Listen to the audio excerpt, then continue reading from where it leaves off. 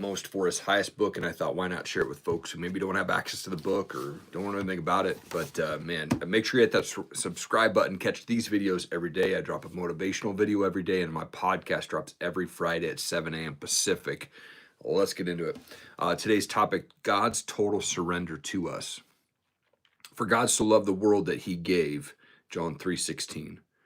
Salvation does not mean merely deliverance from sin or the experience of personal holiness. The salvation which comes from God means being completely delivered from myself and being placed into perfect union with him. When I think of my salvation experience, I think of being delivered from sin and gaining personal holiness. But salvation is so much more.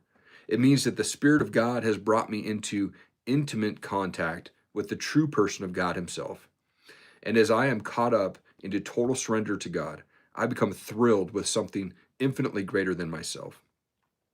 To say that we are called to preach holiness or sanctification is to miss the main point. We are called to proclaim Jesus Christ.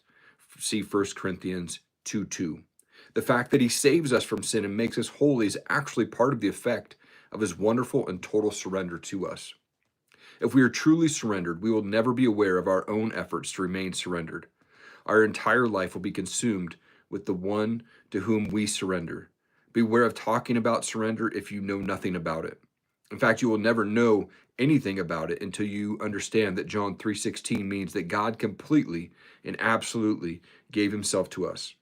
In our surrender, we must give ourselves to God in the same way he gave himself for us, totally, unconditionally, and without reservation. The consequences and circumstances resulting from our surrender will never even enter our mind because our life will be totally consumed with him. Man, God's total surrender to us. I love that message. Hopefully it resonated with you. It sure as heck did for me. Hope you have an awesome day. Keep changing the world.